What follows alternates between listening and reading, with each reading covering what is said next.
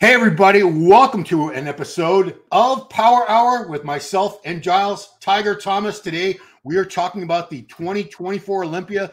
This happened over this past weekend, the 60th annual. And before we get started, I'm going to leave it on there, but subscribe, like, share, ring that bell, do all that good stuff. Welcome my partner in crime, my brother from some other mother, a fellow Welshman, Giles Tiger Thomas. How are you, sir? How are you?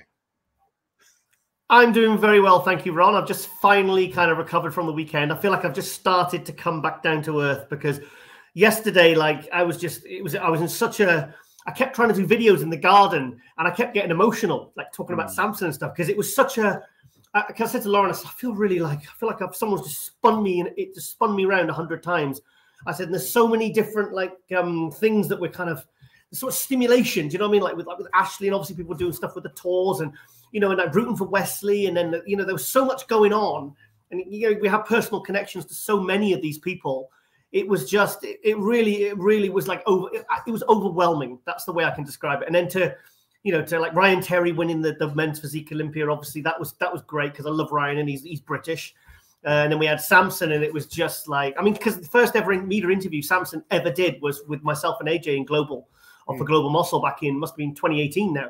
Yeah. So, yeah, and, you know, we've campaigned to get the front cover for him for MD, and I wrote articles about him. And I mean, there was one point, I think it was getting laughable because every single week on Hot News on Global Muscle, I was bringing him up. I said, guys, I know, but, you know, Samson's just posted this, and I've just talked about that. And every week it became like almost like a running joke because he was coming up every single week, and I was talking about him, and I think we had him on like 2 or 3 weeks in a row on interviews and stuff. So to see him win it like that and it was just incredible, mate. It was, I mean, where do you even start with that Olympia? I mean, that was the 60th anniversary. I messaged Dan this morning and he said thank you in return and stuff. I said, Dan, that's the best Olympia that you and Jake have put on, you know, since you took it over in 2019. I said that was absolutely sensational. I said it was mind-blowing was the word I used.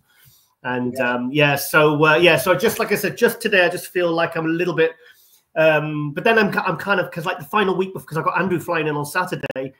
I mean, like I'll be honest, it used to be the last 3 weeks, and as I'm getting more experience with the Olympia All-Star Tours, I've got it down to about the last sort of 5 to 7 days. I feel very anxious right now. I feel very stressed out, and I'm a little bit distant, and I'm kind of a bit tetchy and stuff, and a bit snappy and a bit quiet within myself because I'm stressing about everything, you know, because I mean, once you're on the tour, it's absolutely fine. Do you know what I mean? Usually, unless something crops up, and then you just deal with it.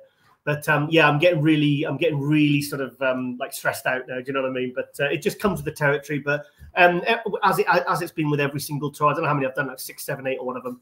It's always worth it. So, you know, gotta take the rough with the smooth, haven't you? Yeah, I mean, I'm glad I caught you today. We're recording this on Monday because he flies in when? Friday? Saturday morning. Saturday. Wow. So. But yeah, let's talk about the new Mr. Olympia. This is the 7th different champion we've had in 8 years. Yeah. So, but I think he's fully capable of holding on to this title for a while if he plays his cards right. So obviously, like we said, a lot of Hottie fans are upset. A lot of Derek fans are upset. Andrew fans, if you have your favorite guy, that's who you wanted to win, and you'll find flaws with whoever beats them. Andrew still didn't show that crazy condition, but it's not a glute contest. I think that's an encouraging thing. I feel like conditioning, although we are both conditioning snobs, I don't think that should always be the deciding factor. Like last year, that's what separated Hottie from Derek. Was was harder from the back. That's why. That's really the only thing Tyler could say as far as why he got beat, or why Hottie got beat and why Derek beat him was conditioning. And now we're seeing that. Look at this guy. It's such a beautiful physique. Amazing. Ron, how can you honestly look at that physique and say that's not what you think a Mr. Olympia should look like and be like? I mean, it's funny because when I was watching the live stream, I was thinking, I was really fingers crossed that he was going to do what he did at the Arnold Classic last year and really pull it out the bag for the Saturday. But when he walked out, I was like, when he first walked out on the Saturday on the live stream, I was like, oh, he hasn't done it. But do you know what? Looking at this footage and then looking at the footage and the photos from Friday, yeah. He did. He really did. I mean, I don't know. His arm was inflated overnight. I mean, and also, you know, I keep going on about the posing, but like when you see a posing routine like that, I mean, I must have watched it like a dozen times, and it just sends shivers up my spine every single time. But this is like, I mean, Imagine if everyone posed like that beautifully. I mean, look at that. I mean, just how can you, I don't care if you're a Hadi fan. I mean, if you're an actual bodybuilding fan, how the hell can you argue against that being Mr. Olympia? 6 foot, probably 300 pounds, tiny waist. You know, his abs were nice and tight. He didn't have that lower ab distension. There was no shines on the side of the delts. His condition was good. Every body part was flowing. Everything, just the symmetry. That, look at that. He's big. He's like kind of Kevin Navarone. He was big, but he's also aesthetic.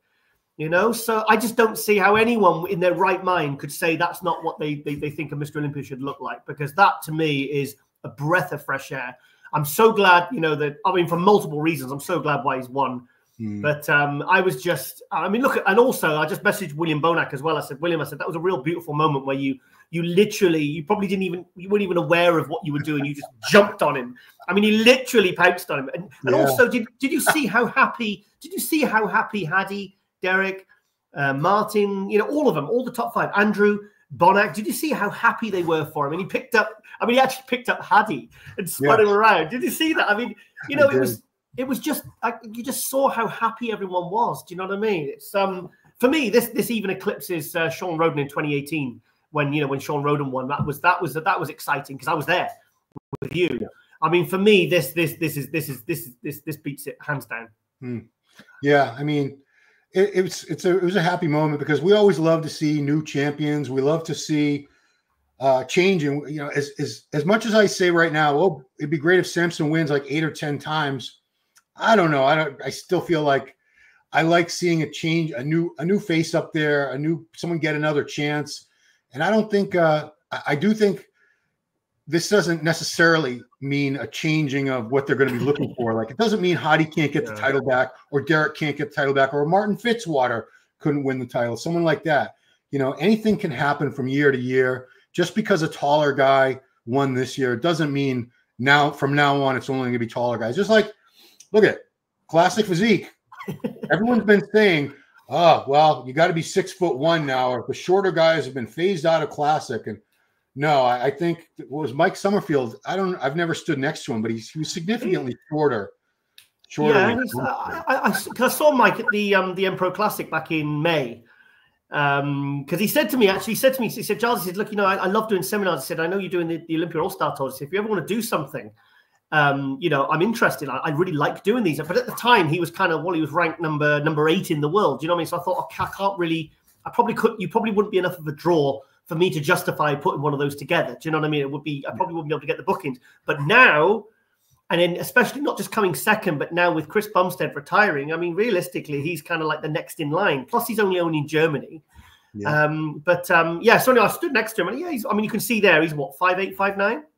Well, if Bumstead's 6'1", and I think Urs is just under 6 foot. It's hard to tell because I think his hair is giving him a few inches of height here, Urs. Oh, bloody awful, that hair. I can't stand that. I love Urs, but Urs, I don't look at his hair. Yeah, I know. I mean, well, whatever. It's the bloody haircut. Who gives a shit, you know? Exactly.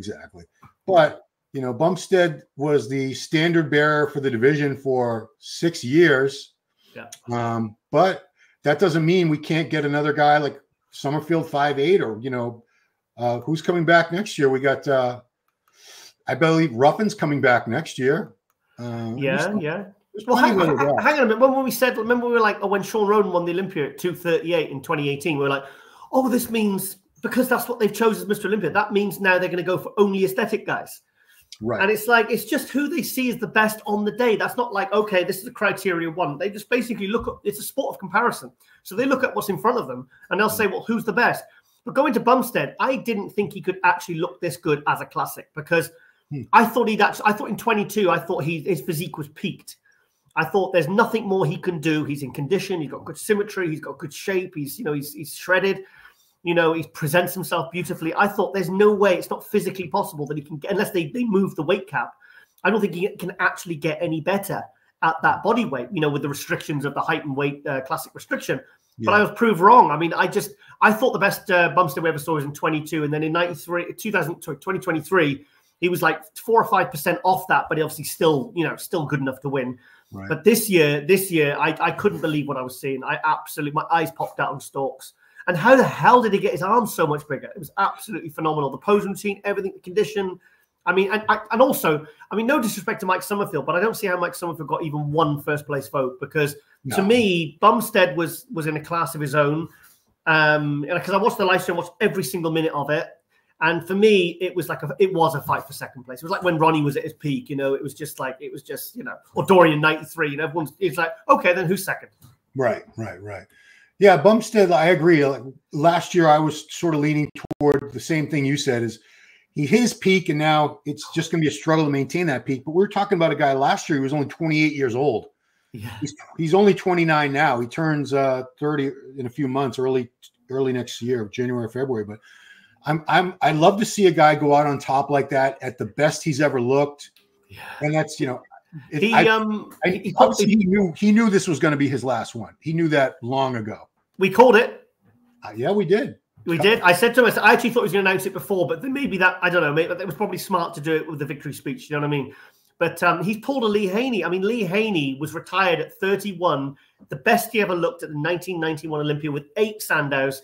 I mean, isn't that the best way to do it? But do you know, I mean, Lauren said, because he's not retired, he's going to come back. I mean, he's like 28, 20. Do you think he's retired, or do you think not? I think he's retired, but it would not surprise me one bit if he comes back in 2, 3, 4 years. Once he's had a couple years go by, who knows? He's going to he loves training. He'll keep training. He'll still be a very young guy. His baby, it's a daughter. I think it's a girl, right? You know, that she'll be a little older. The businesses will be in place. He's got the Raw Revive. He's got his YouTube channel is massive. He's got his own energy drink. He's got his own one a meal prep bum bowl named after him. He's part owner in Gymshark Clothing Company. He's a mogul at 29 years old. He's building an empire right now. But he loves training. I believe we will see him again one day. How much do you think he's worth? Net worth, Chris Bumstead. I'm going to say, let's go $6.5 million right now. Yeah, because I said to Lauren, I said he must be worth 4 or 5 million, and Lauren said, she goes, and she says, and the rest. She said, I think it's probably more like 10. I mean, I don't know.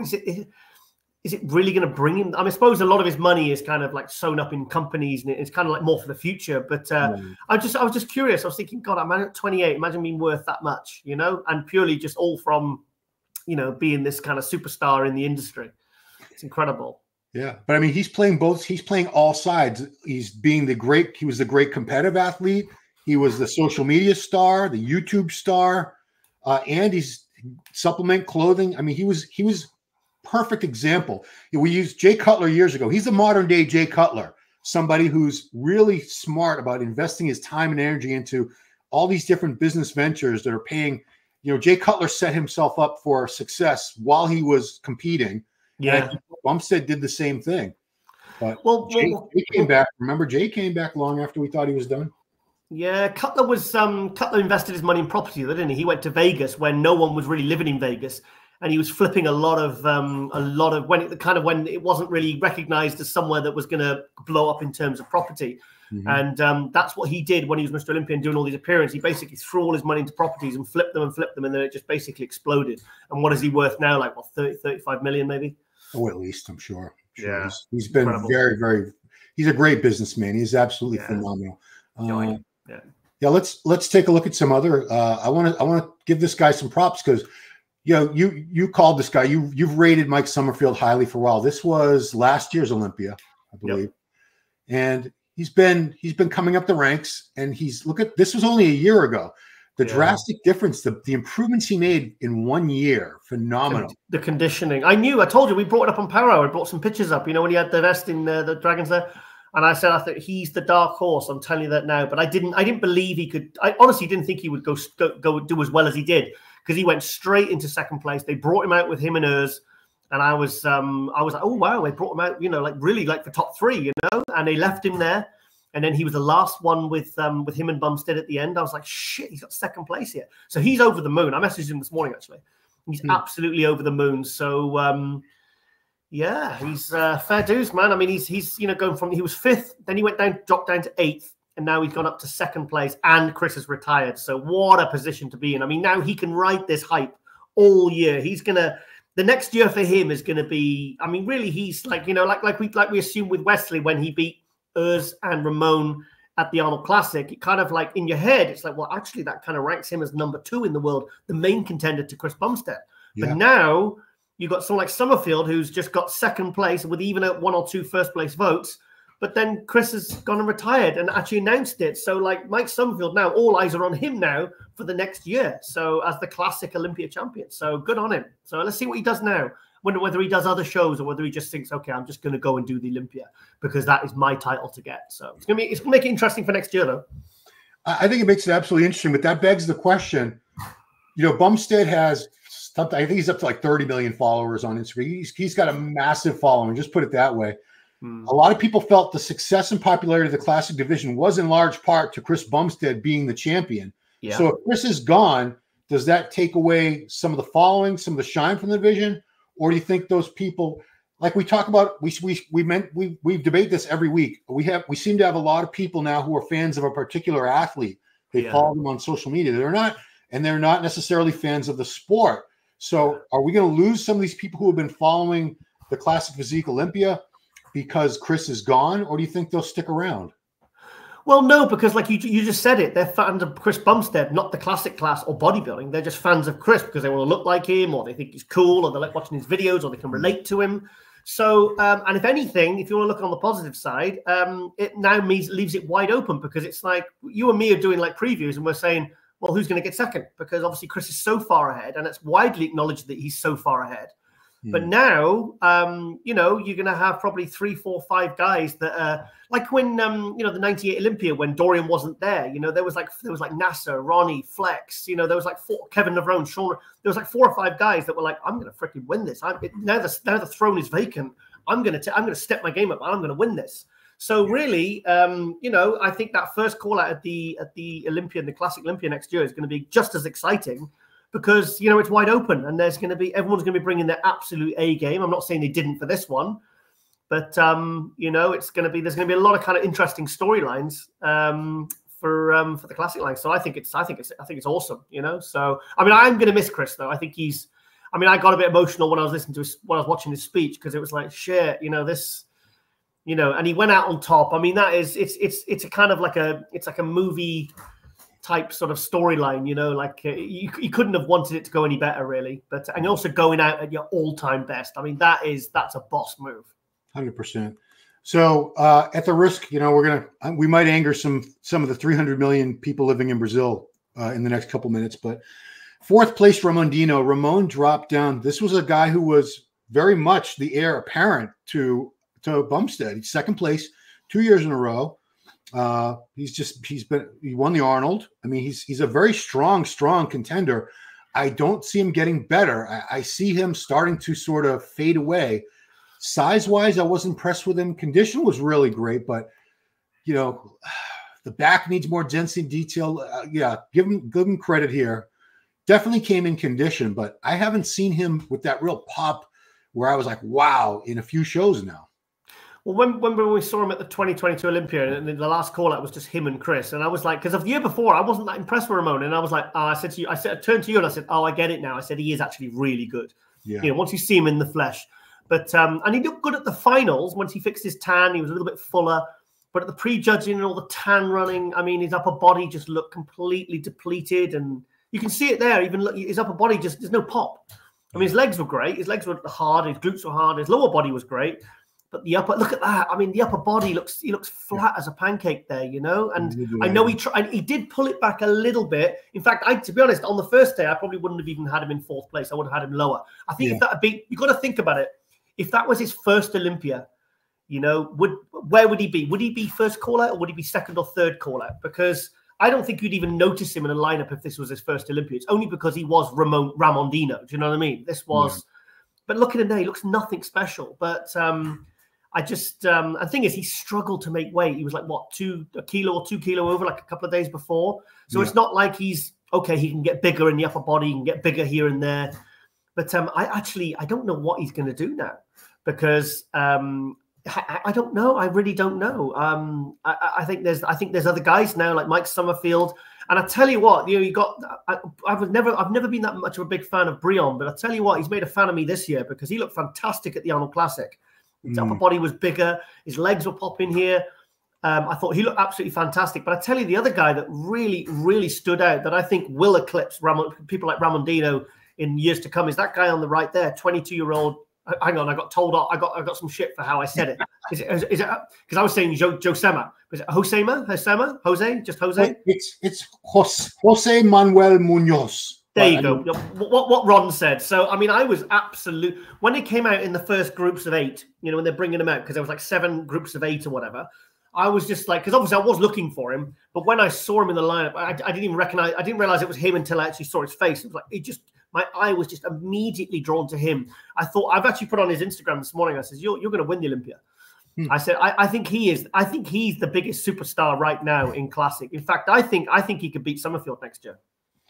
Why not? I mean, 22 years old, you're a baby. You know, phenomenal. Do you remember I said he was completely crazy from switching to Open to Classic? It's like, my God, how wrong I was. And then I saw him at the Impro this year because I was doing the live stream commentary, myself, AJ, and Lauren. And I mean, he came out and I was just like, holy shit, this kid is really good. And it was obviously a very good decision that he moved to Classic because he's done great and he looked great. But I tell you what, I'd have had no arguments if he'd have got higher than 6th. Oh, yeah. I mean, like, I could have, you know, again, I'm going to get some people mad. I would have had both him and Jose ahead of Ramon this year. I agree. In fact, I would have had Jose in 3rd where Urs was. Yeah. So maybe an unpopular opinion among some quarters, but you know, we say it. We call it like we see it, guys. We're not here to kiss ass or make anybody happy. We're just expressing our honest opinions. Yeah, these are all from Gilco Productions. Yeah, it wasn't his best. Wasn't his best. Yeah. So Urs, let's talk about Urs for a second. You look at these are obviously a little bit filtered pictures and everything. He did look very, very impressive. I still don't see much improvement. Like his arms still need to come up. I think his back is a little bit better. Let's leave the hair alone for a minute because I preferred his physique last year. I thought he looked better last year. He put a lot of size in the upper body, and his lower body was granite hard as ever. But for me, like, I mean, in that photo, his back looks really hard and separated. Watch the live stream and stuff. His upper body looked like the shape's gone. There's something going on with his right lat. It kind of went. It didn't kind of flow out, like come out in a curve. It came out like a bit straight up. And I don't know. His physique looks a bit wonky to me now.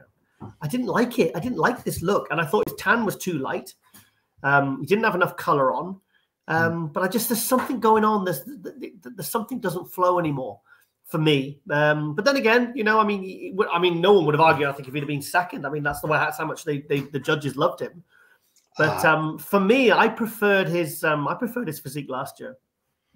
Yeah, I don't see how he could have gotten 2nd. And again, I don't know Mike Summerfield from a hole in the wall. I don't think I've ever met him. So when I say this, I actually know Urs a little bit. I love him as a human being. I love Urs' energy. But I'm talking physiques. I don't think there's any way you could justify him in 2nd over Mike this year, the way Mike is. But you know what? This kid is still plugging away. He's still young. Yeah. I believe he's 27 now, maybe 28. Wow. 27. I mean, and he's got 3 third places in the Olympia. Wow. Because I think his first Olympia, he was only 23. That's incredible. Memory serves. That's incredible.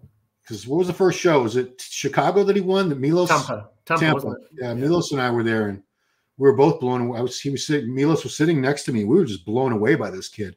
Wow. Phenomenal. Good on him. I heard like I said, I heard in Sweden that he was stressing about Mike Summerfield beating him, and that's what happened, wasn't it? 2 Germans. Yeah. Well, I mean, Mike, look at Mike, man. He just looks phenomenal. This is classic. So I think it's also encouraging because people get it in their head that, you know, the past couple of years, because Hadi and Derek were winning the Open, it's like, oh, well, that's what they want now. They want these short, really not blocky, but squatty type of physiques. That's what they want. That's what the judges are going to favor. And all these years with Bumstead, they've been saying, well, they don't want the shorter guys anymore. You have to be 6 foot. You know, they want Ramon's not quite that tall, but that's why a lot of people thought Wesley Vissers was going to be the guy that was really going to push Chris this year, basically because he's tall. Oh, I felt bad for Wesley, man. I don't understand why they didn't move him into the center. I really wanted him to stand next to Chris because I do want to, like when I finally got Andrew and Samson together at the finals on the Saturday, I kind of want to see the kind of similar structure guys next to each other, whether the head judge feels like they're, they're not in contention or not. I kind of wished it just in some way we could have got him next to Bumstead, because when he first came out, I thought he looked absolutely incredible. I thought I looked amazing. I made you a message. I'm like, whoa, look at bloody Viscers when he came up by himself at the start. Yeah, right. And they just left him. They're like Andrew was on the right hand side. They left him in the comparisons. And I don't know. I don't know. Did he look slightly better at the Arnold Classic? I mean, to come, for Brion and Urs and Ramon to then, kind of flip flop it. I'm guessing that if we compared photos, maybe he looked better at the Arnold Classic, but maybe he's been on prep too long. I don't know. But I mean, 8th place was disappointing for me. I mean, I still have a lot of faith in him. I still think he can. Be a top 3 Olympia guy. Oh, 100%. Anybody's writing Wesley Vissers, anybody who writes any athlete off after one lackluster showing is insane, because everybody has a show where they come in a little bit flat or a little bit soft. Something. The human body is just not that predictable. Yeah. Wesley's been on prep since he won the Arnold back in March. So it's been a long time. Some people can handle it, and some people, I don't see the same pop and fullness here that he had back in March. I'll tell you that. Yeah, maybe. Yeah. And those legs need to come up a little bit. If he wants to be the Classic Physique Olympia champion, the legs are going to have to come up a little bit. That's all there is to it. I messaged him, Wesley, this morning as well. He hasn't responded yet, but I did message him on the weekend. See, I think it looks great there, but I don't know.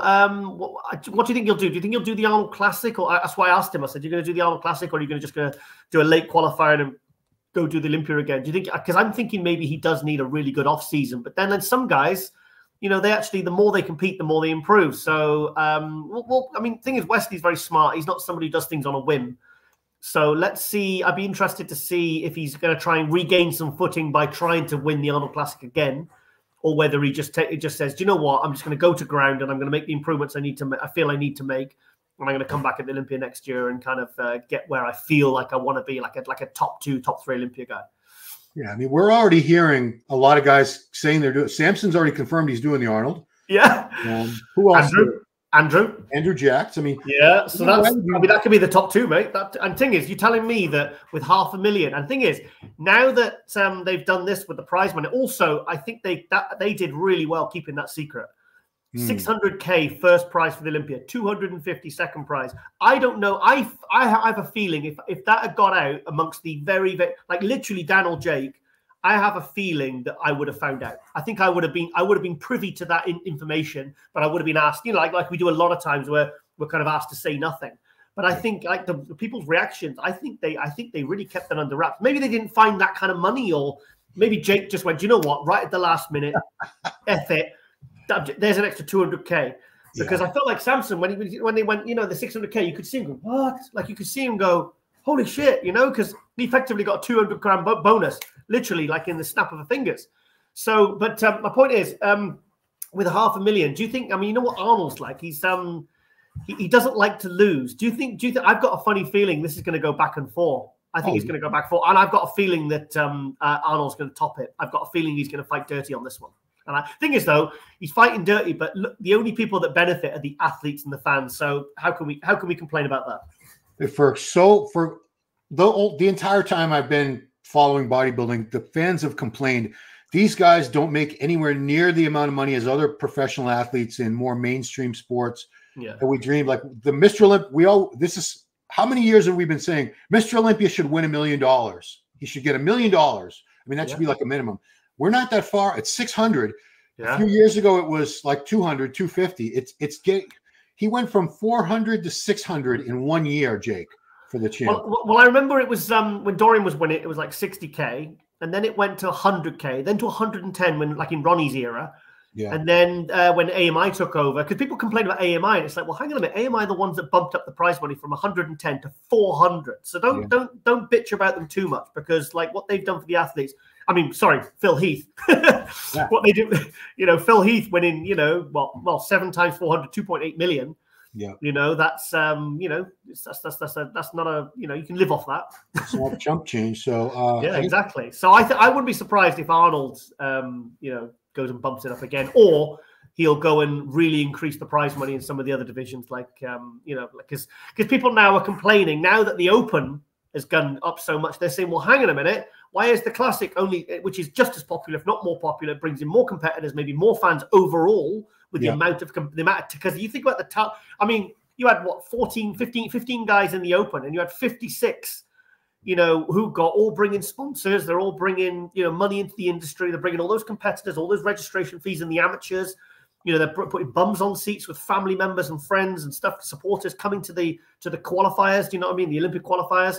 So overall, you know, it probably balances out. So is it fair that someone like a Chris Bumstead, or well, the winner of the Olympia, should get 60, which is 10% of what the Open guys are making? I mean, you know, because well, unfortunately, people are always going to you increase something. You know, if you don't increase it all, then people are going to complain, basically. Yeah, and I don't know the answer, because I was getting a lot of questions like, well, did they increase money for any other divisions, or was it just they changed it for the Open? And I don't know the answer to that. Yeah, but hang on, they increased the classic money at the Arnold Classic a few years ago. I mean, the actual winner of the classic, winner of the Arnold Classic, makes more than they do winning the Olympia. It was 70 grand, wasn't it? Yeah. What I'm saying is, I don't know if Jake increased this year prize money in any other divisions like he did at the last minute for Open.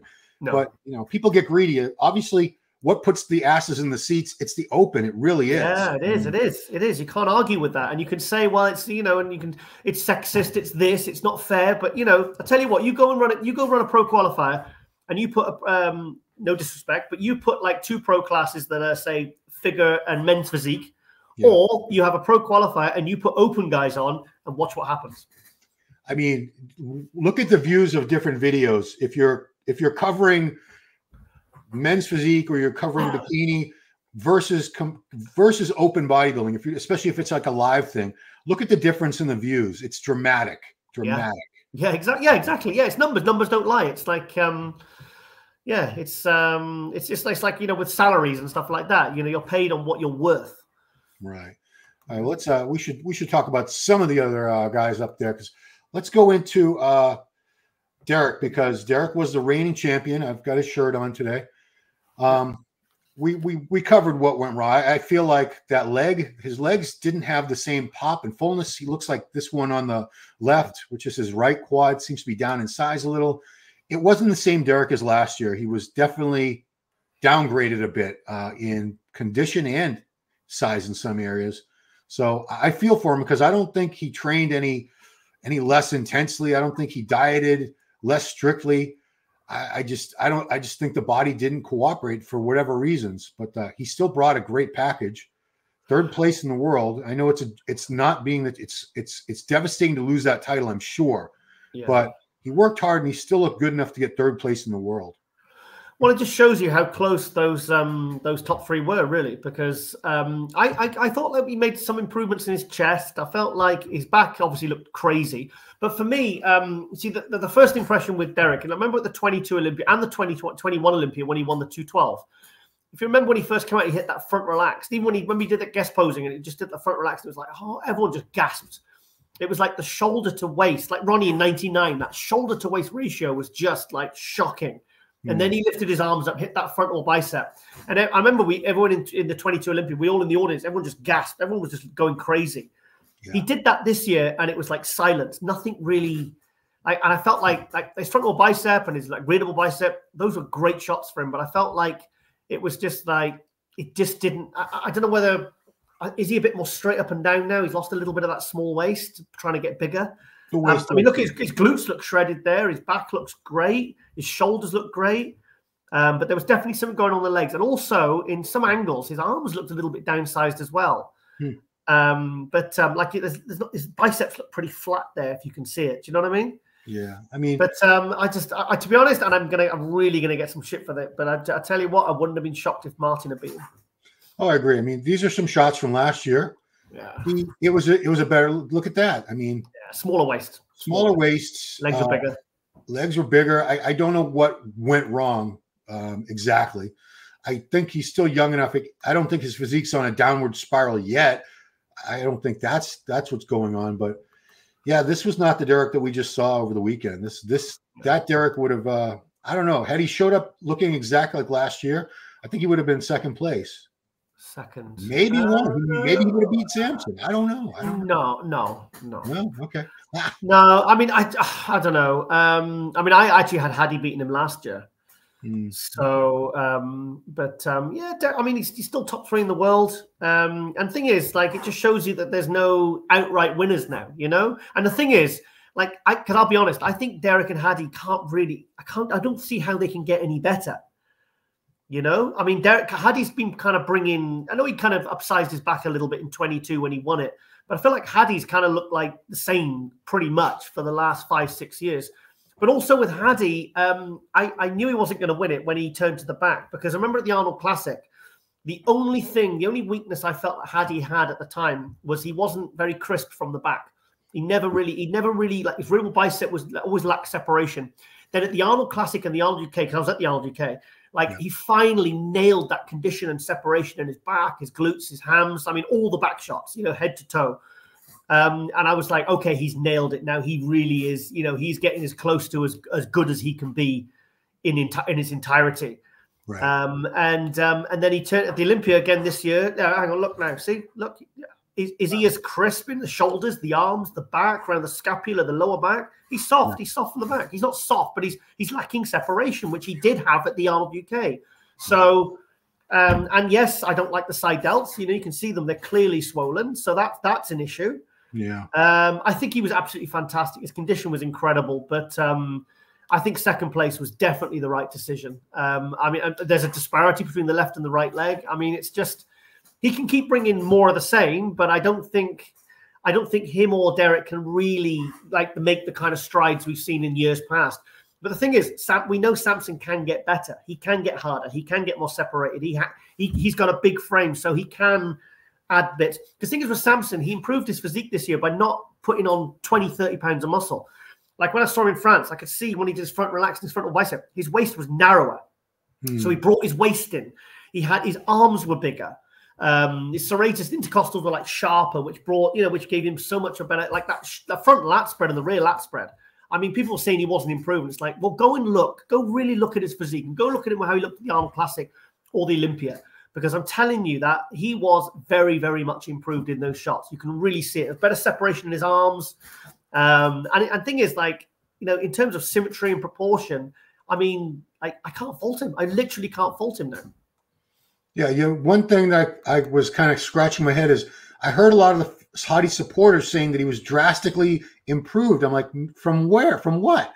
A little bit, maybe a little better than last year, but he was better. He was better than Arnold. No, he wasn't. He was better. No, he was sharper at the Arnold because he was soft. He wasn't. Well, he was soft from the back. He wasn't crisp. Like, you look at his abs there. Look at his chest. Like, everything's sharp and detailed in that photo. Like in the high quality photos. Yeah, he looks amazing from the front and the side, but he wasn't from the back. You know, that's 2 shots. Yeah. I mean, he looks great. He looks great. But you know, the thing is, he should be happy that he beat Derek, because Derek beat him last year. But you know, I mean, I'll be honest. I mean, on the first day, even though I thought I had Samson winning on the first day. Because remember, I put the results on Facebook. Yep. I put my results, and I was absolutely bang on. I didn't feel like. I realized that Samson might not win it, but on the second day, if you look at that posing routine, watch it again and again and again. I mean, he absolutely pulled it out the bag. He peaked perfectly, as well as he could peak for those finals. I thought he looked absolutely fantastic. But you know, he just got better. He just got better on the second day and just basically shut the door. So whereas Hadi kind of looked good on both days, as did Derek, but I just thought Samson just raced ahead on that second day and rightfully won. Yeah. Well, let's talk about the surprise of the show, his first Olympia. Martin Fitzwater, he killed it. This kid, he's a kid. He's still, like, I think he's 27 or 28. Wow. Just nobody saw this coming, and he very much could have been third place, and I don't think too many people would have had a problem with that had he placed ahead of Derek. So almost made top 3. Still top 4 in your first Olympia. Hang on, Ron. Are you saying we didn't see this coming? How many people in the run-up had him making top 5? Because I think just about every single person I had Martin and Andrew fighting for that 4th place, and that's exactly what happened. In fact, I think Martin was a solid 4th, and I think there's even an argument for him certainly on the Saturday. I think there's an argument for him even taking third over Derek. I would not have been shocked if he'd have got third. So I think a lot of people did see him as being a top 5 guy, and that's exactly what happened. Yeah, I mean, what does he need to improve on? Looking at how good he looked at this show, what does he still need? Because people are saying he could win the Olympia one year, and I don't think that's crazy at all. I think he could be a Mr. Olympia. Yeah, people are saying like he's like a new Phil Heath. I mean, I don't know whether he's quite that level. I mean, he's certainly. But you know what? I was actually this is something I actually said to you this on the Power. I said, how many times in the history of all the years you and I have been working in the sport and and reporting, have you ever seen someone that's got markedly bigger but also more aesthetic? Because normally when someone gets bigger, they actually get bigger, but they maybe lose a bit of their aesthetics. They maybe look better when they were a light heavyweight as an amateur. They look better as a 212. Some of these guys never get they get bigger, but it's usually at the expense of aesthetics. Martin is the first person in my mind where I've ever said, like in the New York Pro and this, how the hell did he get bigger and improve his shape? And you know what I mean? Get bigger, freakier, harder, more impressive, but also more aesthetic. His lines are better the bigger he's got. I can't think of a single example. Can you? No. Well, I mean, I think Heath is a guy that comes to mind. He got more aesthetic, more rounder and fuller, and there was a cartoonish look for him. I think if Martin could get a little rounder and fuller, more volume to everything, just a little bit, I could see him do and keep that waist where it is now. I think he could be the one pushing guys like Samson, and Andrew's gonna be a very strong contender for the Olympia very, very soon. Do you think Martin will ever get beat by Nick again? I wouldn't say it's impossible, but it's unlikely at this point. I don't know what's going on with Nick. Nobody really does except for him and his close camp. But many people in that New York Pro audience and watching at home, they thought that Martin had him beat in New York.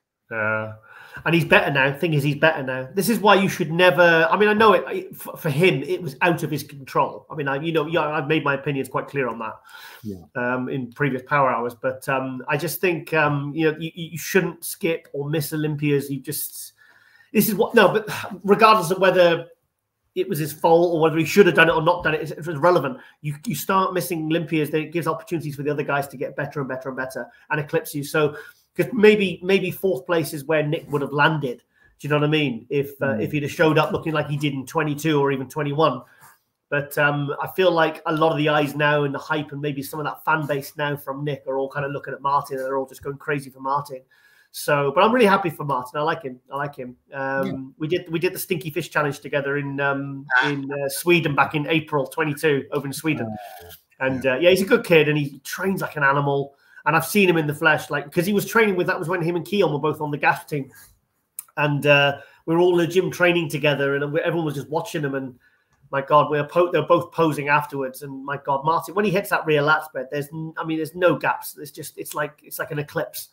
But his condition was good, his symmetry, everything. I mean, he was probably one of the real stars of the Olympia. He was one of the nice shocks, the ones that don't forget this is his first Olympia.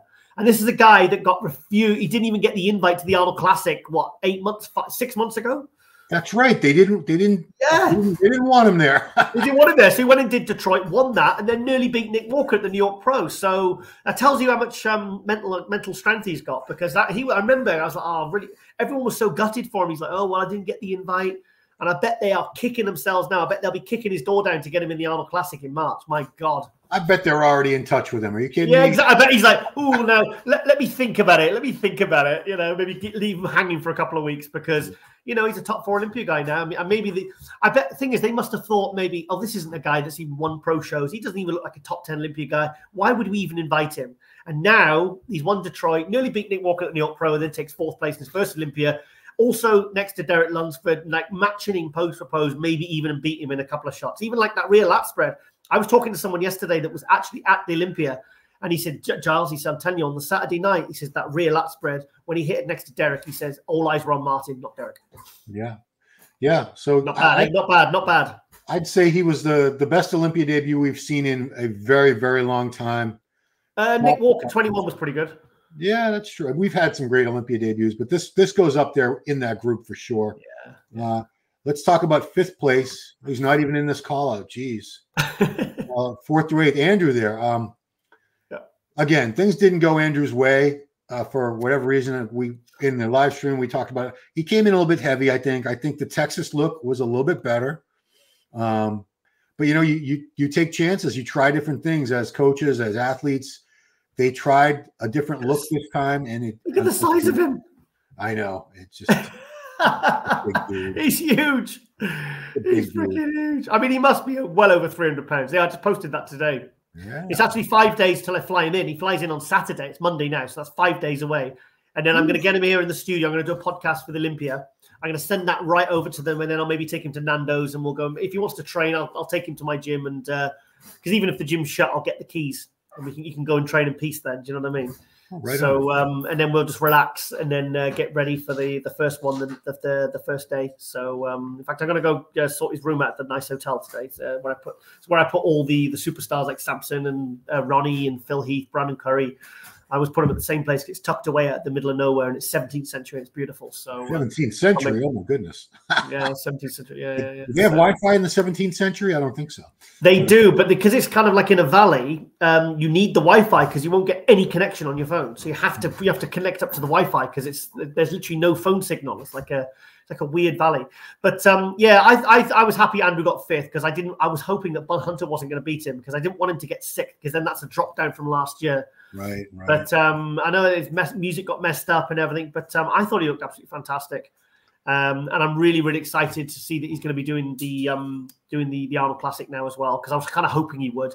And I saw on the post this morning he announced it. So, but yeah, I can't wait to tour with him. He seems like a really cool guy, and I think we're going to have a really good experience. And yeah, we're going to have some good fun. So, the one thing that he clarified in a post today was.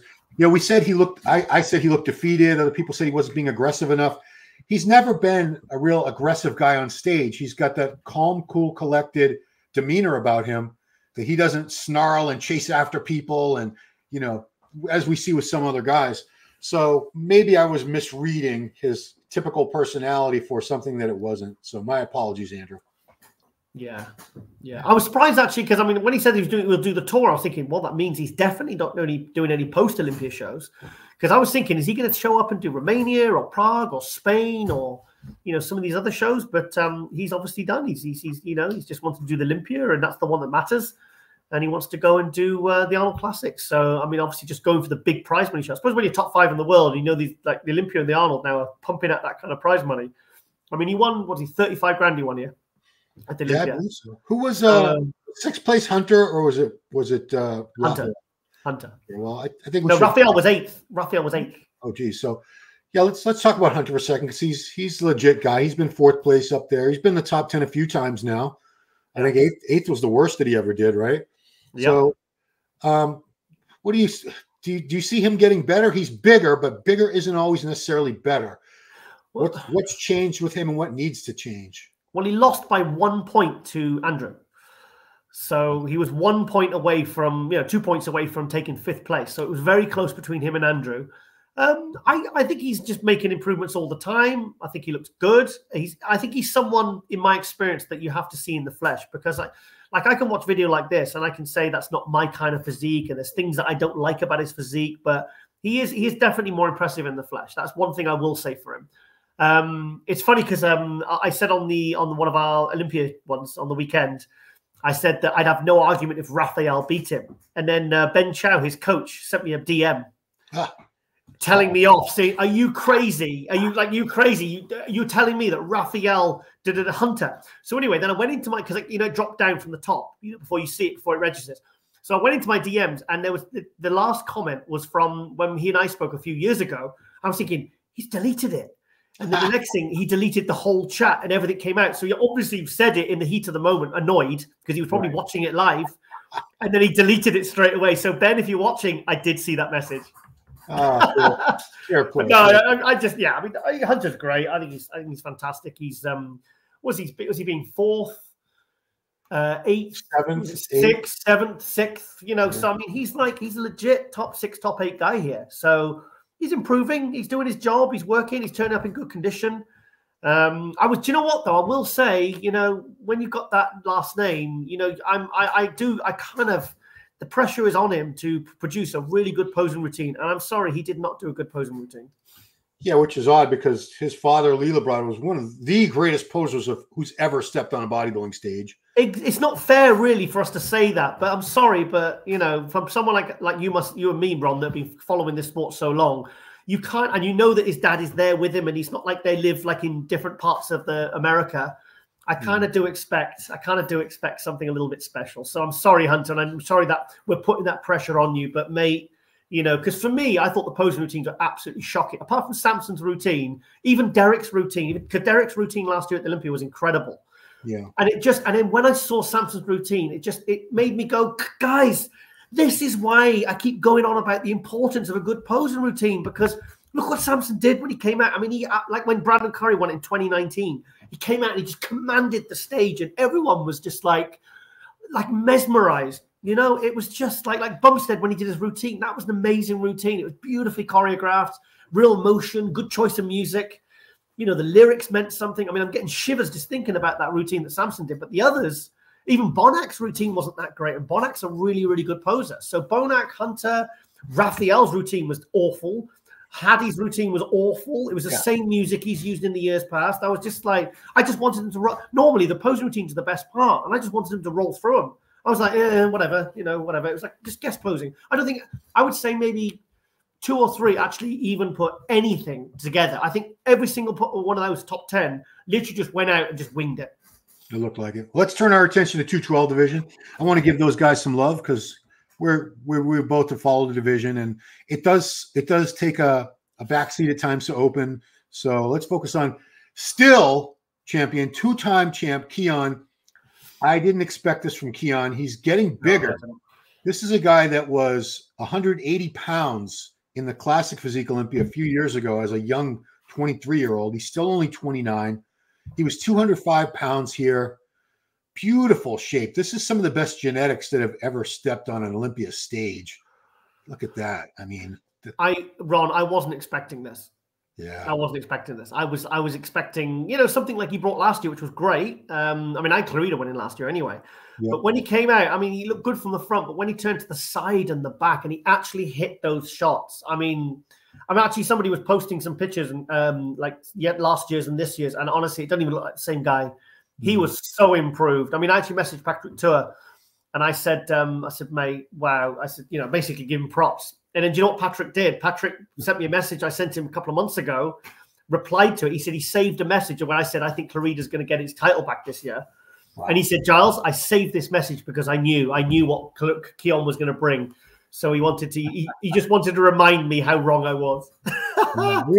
I love being proved wrong, and you do too. Yeah, no. I thought you bastard. How dare you do that to me? Don't you know who I am? Keon has sort of been not salty, but you know, when I've doubted him, like when I said I got Sean winning or something, obviously he's going to take that personally. Yeah, but he does. He might probably fight. Some of these guys, I mean, sometimes they do get butt hurt, and sometimes they just use it as fuel. He's probably just secretly thought, you know, sometimes on those hard days, it's when it's not because they'll interpret it to their brain as like these people are doubting me. They they kind of use it as fuel. So whatever they do with it, you know, like if it works for them, then go for it. But you know, it's like we're not against these guys. I'm not against any of them. You know, I mean, I'll give props when it's due. I mean, look at that. I mean, that is. I mean, he is. I mean, what was he? I don't know what he weighed. Maybe I'll find out. 205. So he's still 205. So he's still got 7 pounds. I know people are saying he's going to move to open. I think saying he can move to open is a compliment to how good he is. Yes. But if you're 205 and you're looking like that over the year before when you were 199, then you're winning Olympia titles, then realistically, unless you do one show as an experiment like Angel Calderon or Sean Clarita or Kamal, you are not going to see this guy leave the Olympia 212 for at least 2 or 3 years, I predict. Oh, that's exactly what I'm saying. I think he holds on to the title 2, 3, maybe even 4 years, whatever. However long it takes, he's going to get to the point where he's growing, he's still young, and he's going to have a very hard time getting to 212, and he's going to see all this money in the open. Look at the money in the open is great. Yeah. And I don't think the 212 is going to keep pace with that, honestly. Hang on. A lot of these guys don't do it for the prize money. But then again, now the open prize money is going up so much. Maybe it might draw him over. Who knows? But I just,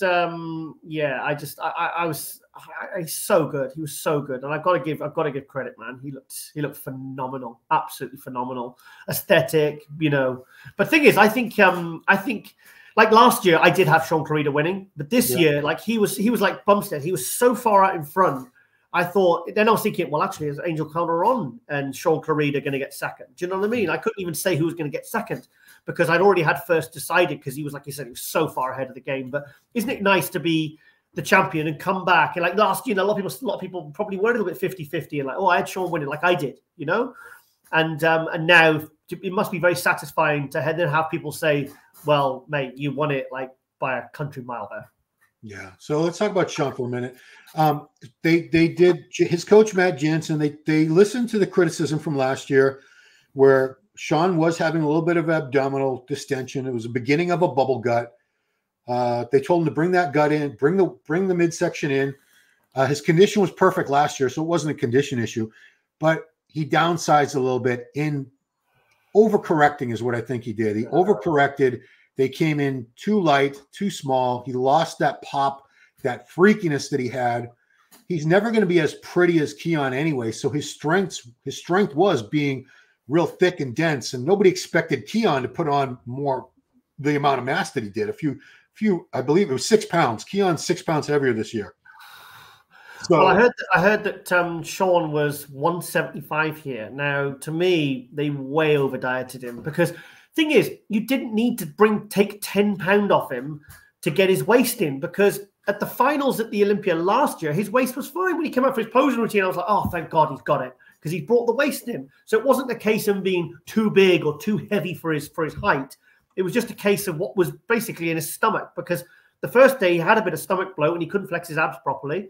Yeah. But the second day, it was fine. So I don't think it was necessary to bring him down to 175, Ron. It wasn't necessary. I just couldn't. His chest, his legs, everything was just like some of his lats. He lost so much size, and it just was not necessary. Like when they brought Ronnie down to like in the 240s in the 2002 Olympia, like you know, it didn't even get rid of his stomach. Do you know what I mean? But he was just like this smaller, shredded version that just. I mean, that was the year that if anybody else had brought their A game. The 2002 Olympia. If anyone like Jay Cutler had done the Olympia that year, might have beat Ronnie that year. That was the one year that he could have got caught, but nobody else was bringing their A game, you know. So, and then obviously got beat by Gunter. But I just don't think they needed to bring him down this low. It wasn't necessary. He didn't really gain any condition over what he had the year before. Yes, it brought the stomach in, but you know that, like I said, that was fixed from day 1 to day 2 of the Olympia last year. So this was not. I was disappointed with this. Yeah, I mean. He still has all the strong points, but he lost a little bit of what really makes him the excellent competitor that he is, which is that freakish density, fullness. He still has, you know, muscle quality and stuff. He still has that in abundance over Keon because he's a good 15 years older. Ron, he could have dropped to third. He could have dropped to third even lower with this look because this was a look like he had 3, 4, 5 years ago. Because remember, every year he was getting bigger. He went from like 155 to like 185 over a period of years. His placings at the New York Pro and the Olympia were getting higher and higher every single year. It's like 16th, 13th, 9th, 7th, 3rd, you know, 2nd, 1st. And then because every year he put on pounds and pounds and pounds of muscle. And I felt like he's just dropped 5 years progress there. But the thing is, like now, I bet in a week or two or something, he'll be just looking like he normally does once he's eaten up. Because I just don't think it was necessary to bring him down to 175 and bring him in that small because it was not a good look for him. Yeah. So Angel held on to third place, rightfully so. He looked phenomenal. As we predicted. Look at that. I mean, incredible. He's never off. He's never condition is always just bang on. And the fact that he can go up, he can manipulate his body weight to 212 and to come in. What is he when he wins open? A little over 220, you think? Yeah, I think somebody said he was 220 at the New York Pro when he took 8th. Yeah, so that's astonishing that he's able to do that because the condition barely seems to change. He doesn't look much different, does he, with that 8 pound off? No, but he brought a phenomenal package here. So, you know, props to this guy holding on to third against Keon. I don't think anybody's threatening Keon. I believe Keon could be the next Flex Lewis in terms of holding on to that title for a very long time. I do, unless he does jump into open like in 3 or 4 years because the lure of the prize money is just too much, and he's maxed out in the 212. Thing is, thing is, we're just assuming that he's going to keep getting bigger. He might not keep getting bigger. He might just come in like slightly better at a very similar body weight next year. You know, it might be like 208 or 206 or something. You know, it's not necessarily going to come back 5-10 pounds heavier, because sometimes these guys, maybe he's kind of like the biggest he's going to be at that, you know, at this stage in time, you know. So it doesn't. So you know, it doesn't necessarily mean he's going to be like a 220, 225 guy, like say like Lunsford and Haddy ended up being when they left the 212. Right. So the top 4 in 212 was exactly the same as it was last year, which is pretty crazy. But this was Kareth Bajo, 4th place. Oh, good. This is a guy that, you know, turned pro a little bit later in life, in his late 30s, and he's been getting better and better. So condition on him is always spectacular. I love the black and white stuff backstage. Yeah, it's good. Look at that ham drop. Look at that. Wow. That's something else. Crazy. That side leg separation, those deep cuts between the quad and the hand. I didn't see anything majorly different from Kareth. It was kind of more of the same. Yeah, he looked good, but right now, like Keon's, no one's touching Keon. He's going to be like the Bumstead or Flex Lewis of the 212 for a while, I think. If he keeps improving and keeps even holding on to even the look he brought this last one. I mean, he's hungry. And once you got that Olympia title and you got the sponsors and all the money's coming in and everything, and they're good and they've got a good support network, and he's getting engaged, and he's got a good, you know, supportive girlfriend that trains with him, and she's all in with him. You know, realistically, these guys don't really tend to slip, and he's young as well. He's like we said, 28, 29. Yeah.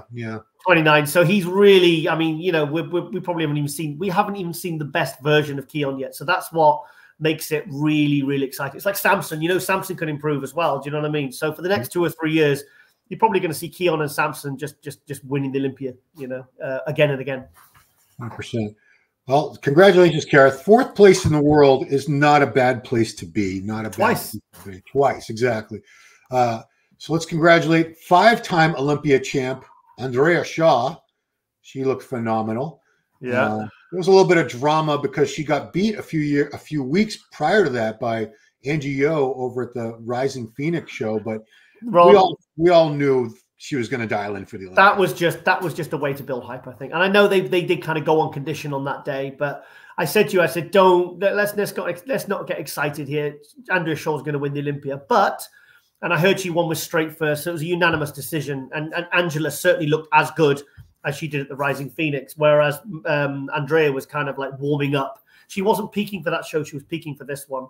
And you know, but I mean, she's just incredible. So, but you know what? At the prejudging, I was a bit worried because her lower body it didn't look super tight, and I was like, shit, is she gonna lose this one? But then at the night show, it was only a few hours later. She nailed it and won it. So yeah, I mean, Andrea Shaw's another one like kind of the Sydney Gillen. She'll just keep winning and winning and winning. But fantastic representative, and I just think she's just so dominant right now. Yeah, I want to go back to the Gilco. She actually did a really good routine. I didn't record it, but I wonder if they have it up there because it was one of the best routines of the show. Yeah. I'll find it for you so that's 5 titles. First, speaking of Sydney, we didn't talk about her. She won her 8th title and retired on stage. Pretty damn impressive, going out at the top of her game, just like the Bumps did. I'm happy about that because it's getting kind of. I hate to say it, but it was getting kind of boring because she wasn't bringing anything different. In fact, she was coming in less muscular. It's ironic because she was so good. Because last 2 years, she's actually less muscular and less conditioned than she was in the years before, when like 3 to 5, when she was winning it, like from win 3 to win 5. And all the other girls were getting bigger and freakier and more muscular and heavier, and they still couldn't touch her. So for me, it was getting a little bit, I don't really want to watch the figure because it's just a foregone conclusion that she's going to win because she is amazing. Her presentation, I mean, the fact that you can have good presentation when all you're doing is quarter turns is freaking impressive. And like she's like mesmerizing to watch. She's incredible. Yeah. So that's the great thing about that division is Puerto Rico's Jessica Reyes Padilla has been chasing this title for a while now. She's the reigning Olympia Masters champion. So maybe next year she finally gets her not open, but Olympia figure title. Let's hope so. I think you got to watch out for that Lola. Ah, true. Yeah, she's really good. She's been coming up, and I was really happy that she was. And also the British girl Rhea, who Lauren sponsors, she got 5th. Oh yeah. So the Brits did pretty well. We had the men's physique, we had the Open, we had 5th in the We got top 5 in the fitness with Shelley as well, so that was pretty cool. Yeah. Sarah Villegas got her title back. Yeah, I've seen her looking better. I've seen her looking better. Yeah, it's still 4. This is her 4th title, I believe. Yeah, saying she's tied with Juliana Malacan now. Yeah. So yeah, I mean, whatever happened to Juliana? That's a good question. She got married. Well, she got married to some rich guy and never see her again. shouldn't take you away from competing necessarily, but I could see that. Oh, no. I'll tell you what happened with Juliana. In 2017, she saw the direction of women's physique getting so hard, and she realized that, because I spoke to her about it, and she said, what I did to bring the look that I felt they wanted at the 2017 Olympia was a look that I didn't, it was not fun to get. She said, and I didn't like it. I preferred how I looked in 2016 and the years previous. She says, so for me, that was not something I wanted to keep bringing to the stage just purely for the sake of winning. So that's why she retired. And she thinks she won 4, and so she decided to call it a day. Fair dues. Fair enough. Yeah, Natalia, she works so hard. She's like we talk about Nick Walker. He eats, sleeps, breathes bodybuilding. Natalia is one of those people who is all in. She's definitely lives and breathes this stuff. So, I was silently rooting for her. Have you ever seen her out of condition, even in the off season? No. It's just crazy, isn't it? No, I mean, I wonder if that hurts her in any way. Maybe not. But the fact that she's brought up her arms, because remember a few years ago. Yeah, that's right. Yeah. That was an issue. Yeah. The arms were holding her back, especially because she transitioned from figure into women's physique. I cannot be honest. I'm getting a bit bored of women's physique. I feel like it's dropped off a little bit in terms of, because it's the same top 3. Barbara Bernage in 3rd. I feel like Brooke Walker wasn't there this year. For me, I wasn't as interested in women's physique, and I like women's physique. I think it's a great category, but I was really not engaged with this one this year because for me, it's like figure with Sydney Gillum winning all the time. I just feel like there's no superstars. There's no new stars coming through. No, there's no Martin Fitzwaters coming and making top 5. There was no kind of new, give her a year or 2. Like Andrea Shaw, the first year she showed up, it's like, before she won the Olympia, you just think, okay, this is someone to watch. But for me, there's not, in some categories, there was no new stars coming through. And I feel like even in bikini, I was watching the bikini with Lauren, obviously, because obviously Ashley. Yeah. But I felt like I like to see, that's why I think we need people like the Martin Fitzwaters to come in and, nearly make 3rd place and get a good solid 4th place, because I think you need new people to keep it interesting. That's why I think it's really, really good when a Chris Butler or a Mike Summerfield, when someone like a Chris Bumstead or a Sydney Gillum retires, it makes it. I mean, even though you lose those superstars, those people that have been dominating for so long, it kind of does make it interesting, because then at least you know that other people have been more fired up and you're going to see new people coming through. Yeah, well, I normally don't talk about men's physique, but since the United Kingdom has a 2-time champion, let's give this guy a little bit of love here. Yeah, fantastic. Ryan Terry. He's been at this a while. He's been a pro for at least 10 years, I want to say. Yeah. I think I remember when he was doing the Arnold Europe back in 2015, and I was so happy. And look at his legs. Do you see him in the shot when he was in the hotel room, and he actually showed his legs full on? He's got proper legs, not like just does a little bit of look. I mean, not be funny. Look at Aaron Banks on the right. I've seen him without his seen him in trunks without his shorts. Oh, there you go. There you go. Wow. He's got decent legs, decent legs. Not, I've seen some of these guys, and you've seen them when they're in trunks or whatever, and they've got terrible legs. And you just think, even just walking around the house or walking on a beach, why would you walk around with shit legs like that? I know that's not judged, but still, for the sake of pride of how you look as a man, if you've got this incredibly jacked up a body, why not train your legs properly? Because Ryan Terry trains them properly. It's not like, I do it once a month. He trains them like every other body part. Look at that. I mean, that's a bodybuilder. Hell yeah. Who wouldn't? It's fun. So many of us meatheads, we give grief to these guys. The men's physique. No chest and abs. You know what? 10 years when the division started, they were half this size. They had half the muscle mass, but they have evolved as, they usually, that's how the progression goes. They get bigger and more muscular every division over time. But geez, that is impressive. But it's funny because I went to see Ryan, because the gym he was training at back in 2020, just pandemic or whatever, before or after, whatever. Yeah. And I went down to see him, and he was like, I'm going to do one more year, Giles. He says, I've got my hip, my bloody shoulder, my elbow, just years of hard, heavy training. He said, my body's wrecked. And obviously he's somehow managed to keep going, and he's won 2 Olympia titles. Absolutely fantastic. To be honest, I watched the men's physique, and I did have him winning. Yeah, I remember interviewing Sadik Hadzovic a few years ago for MD, talking about leg training in particular.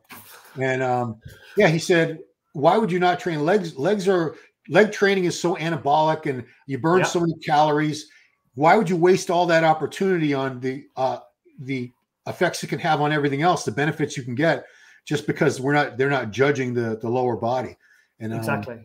So most of these guys in men's physique, even though the shorts are tight now, I think they've mandated it to where they come up higher. They can't go all the way down to the knee like they used to, and they have to be tighter. So now you can see who's got legs and who doesn't, even in men's physique. Yeah, I think that's a great thing. And also he's got good calves as well, not these skinny. Like, see some of these guys and they've got massive upper bodies, huge delts, huge arms, and then they've got like 0 calves. And you're like, mate, you don't even train them. Like, I mean, I stopped training calves when I about 9 years ago, because I did my last show in 2013, and I had to freaking hammer my calves 3 times a week to even just look respectable on stage. But then once I decided I was definitely not going to compete, I was like, I am never training calves again. And did they get bigger? I'm just curious. Did they get bigger when? When you stop training. I've heard some people when they stopped training them, they got bigger. Oh God, no, that'd be really depressing, wouldn't it? All those years of those hard, heavy sessions and the torture and the triple drop sets and the stretching and the supersetting and the rest pause and everything else and the 300 kilos and putting plates on top of the standing calf raise, and then you stop training when they start growing. Oh my God, that would piss you off. So that's Olympia talk, guys. We got some great stuff happening over in the European side of the world that Giles is overseeing, promoting these Olympia All-Star Tours. This is Ashley, who took 2nd place. Almost got, what did she have, 3 titles? Olympia titles? I think 12, 13, 14, I think. Okay. And she has the all-time record. Is it 50 pro wins? 49. 49. She nearly got 50 at the 60th.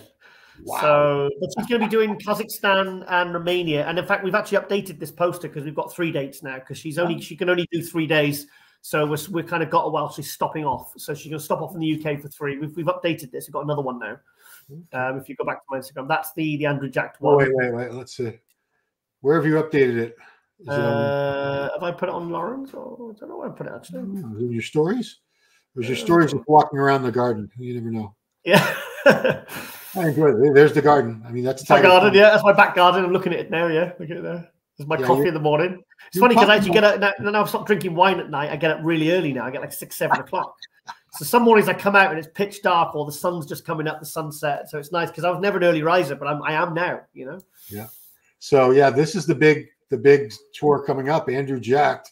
I'm excited because sometimes winning obviously is the best thing. That's what everyone wants to do. But sometimes when you place a little bit lower than you wanted, your fire is just amplified massively, where you have a drive that's even greater than you ever thought possible before.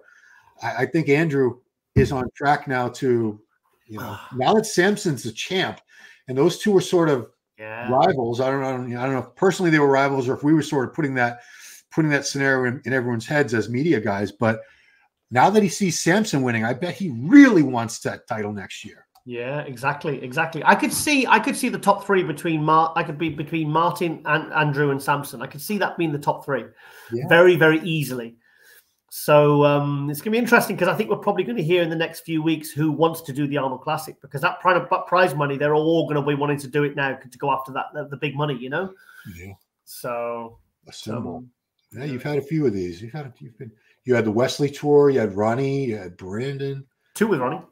2 with Ronnie, yeah. Yeah, I'll definitely do another one with Ronnie next year, because it's a surreal experience touring with Ronnie. It really is. It's like there's touring and then there's touring with Ronnie. It's a completely different animal. It's like you're literally touring with a legit celebrity. I can't even imagine what that's like. Crazy. Yeah, it is. It's crazy. Honestly, it's like, wow. Like I said, at airports, it's almost annoying. But it's kind of cool. It's kind of cool at the same time, you know? So I'll do the same thing that we did Saturday night at 3 in the morning for me, and it was 8 in the morning for you. Your final impressions on the 60th annual Olympia weekend. Well, Olympia.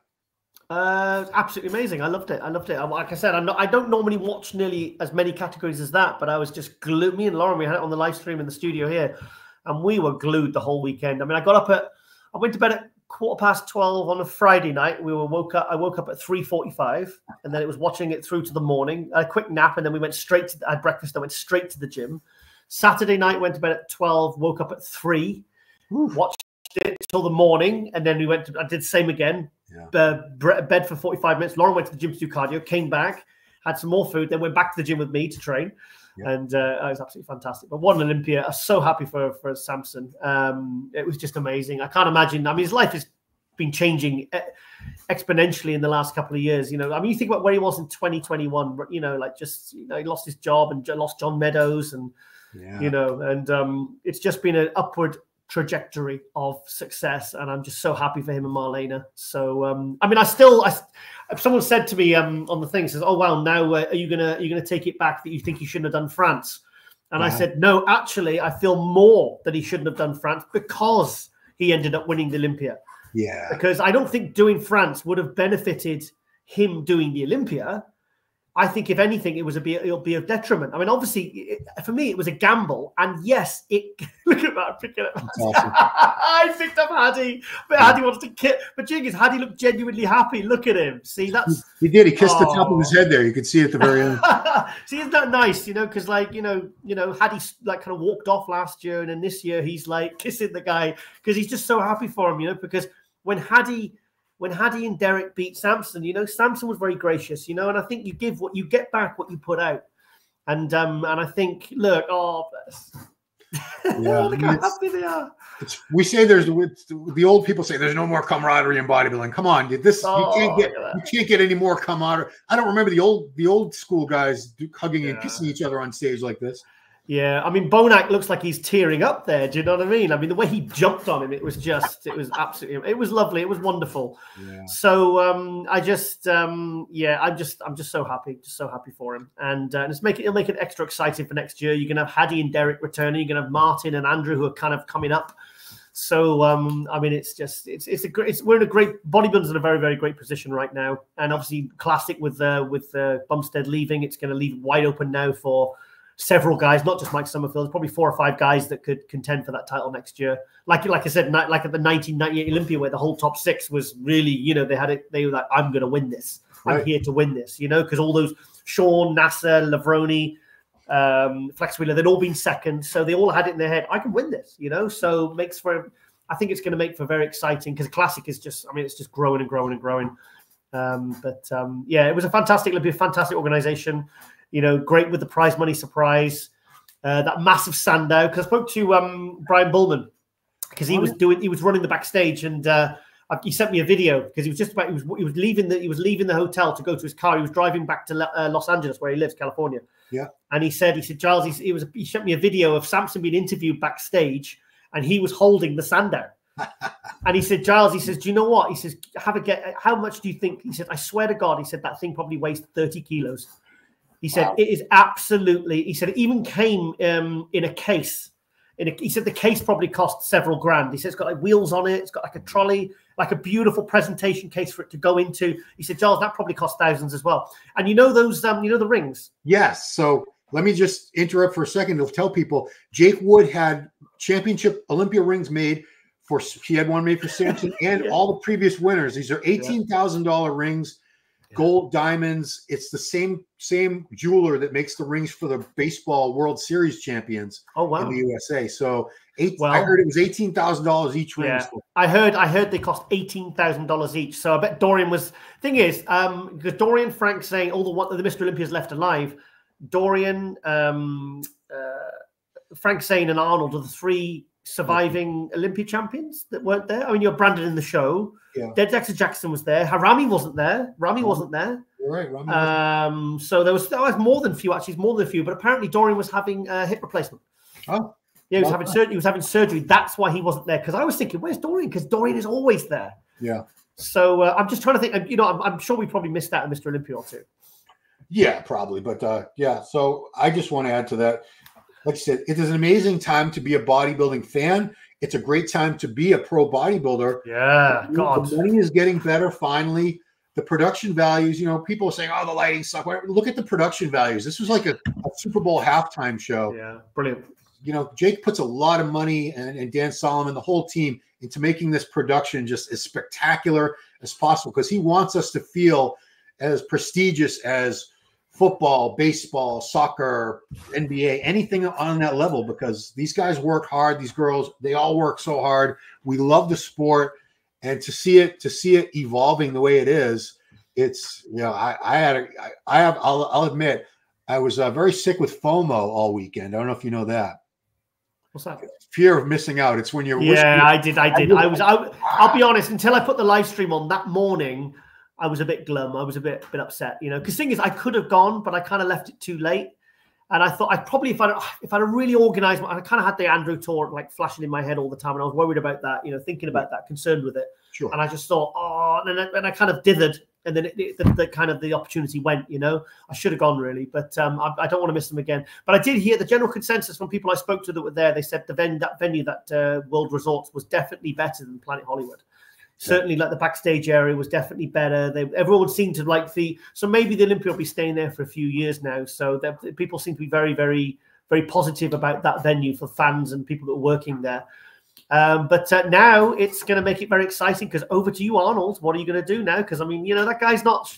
Arnold doesn't like to lose in terms of he wants to be the #1, and you know, and he's worth $500 million. So for him to throw $1 million, you know, at the first prize, that's not, you know, it's probably just going to come out of the profits, you know, which he's, you know, obviously he can afford to throw at, you know, because I think there's a bit of a war going on here now. So, but like I said, even if it causes stress to, you know, the promoters and stuff like that, you know, the athletes and the fans both win, because it just makes these shows bigger. It'll draw in more names. Remember when they bumped up the prize money and Nick Walker and then Rami jumped in? Yeah. You know, a couple of years ago. Remember how exciting that made that show by taking it up to 300K, and then Samson swooped in and won that as well. So, but also somebody made a good point. You know, they said that Samson's like, he purely from prize money, he's making incredible money.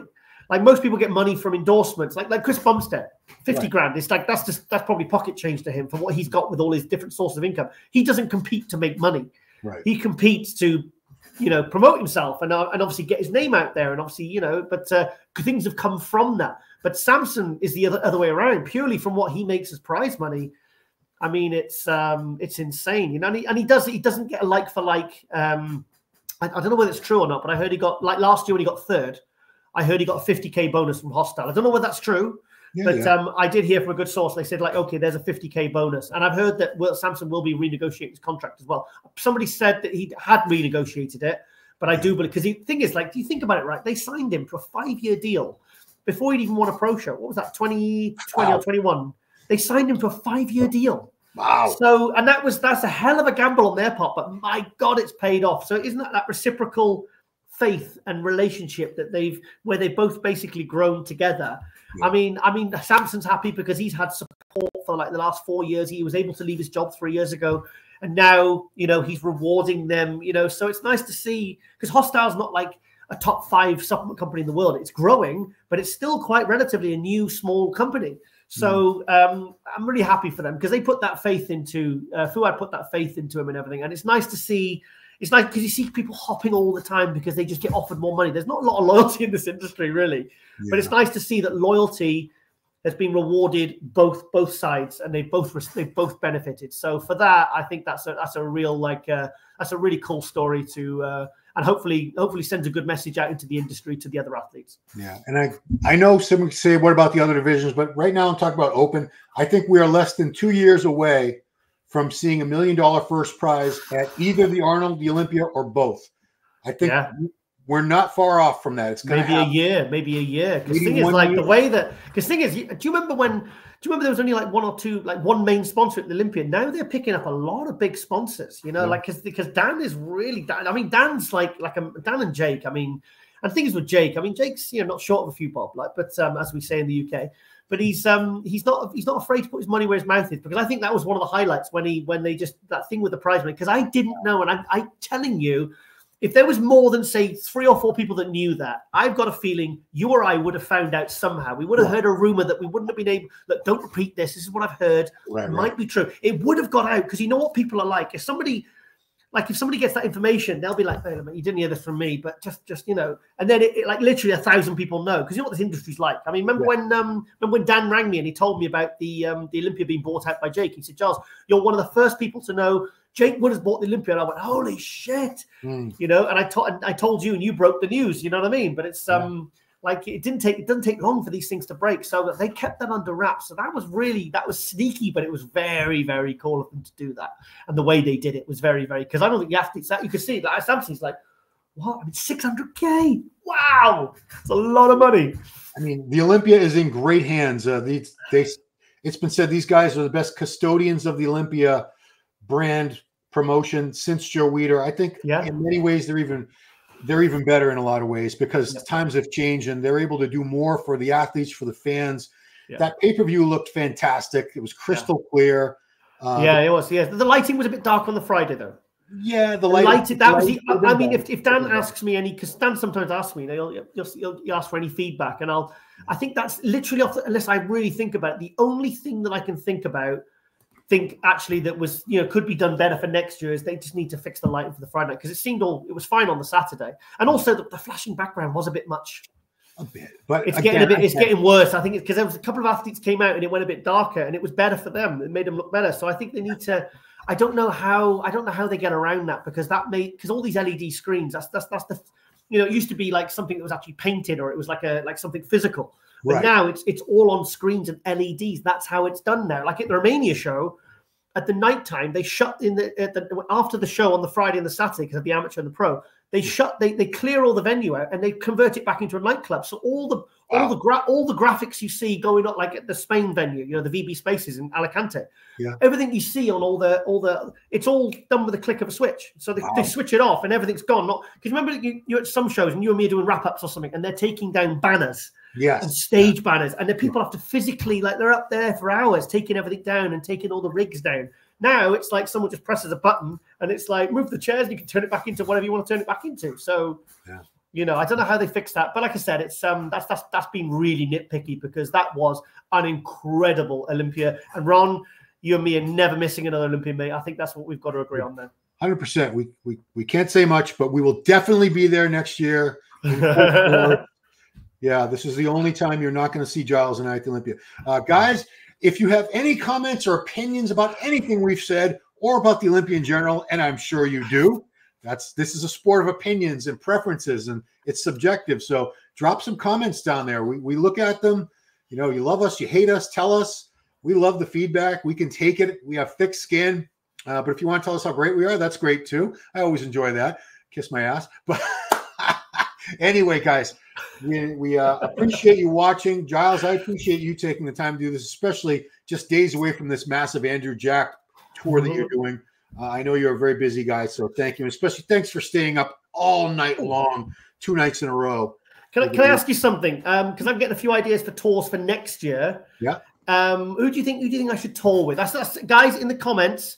Put some think I should tour with, because I'm getting a few ideas floating around my brain now, and I think between me and Lauren, because she wants to do some female ones, I think because I want to do a minimum 6 tours a year, but I'm happy to do more if the demand is there, and and I can find enough good people to do them with. Sure. I mean, it's definitely going to be one with Ronnie, but I'm already thinking ahead for next year because I've got like 3 more tours this year, but next year I want to start planning it because I got my shoulder surgery in December, and I don't want to be sort of just sat around doing nothing because I'm going to get really bored and pissed off. So I really want to start planning the tours, now, and so I can chill out over Christmas. But if you've got any suggestions, and Ron, if you've got any suggestions, mate, let me know. Okay, yeah. So I won't talk to you until after that tour. So Giles, I wish you and Lauren the greatest of success, taking Andrew jacked all over the place and meeting thousands of adoring fans, and it's going to be a great time. I'm sure we'll talk about it next time we're here on Power Hour. So, yeah, guys, drop some comments, opinions, questions, anything at all. Love to hear it from you. Thank you again, Giles. Everybody, thanks for watching another episode of Power Hour with Giles Tiger Thomas and myself, and we'll see you right here next time. Later.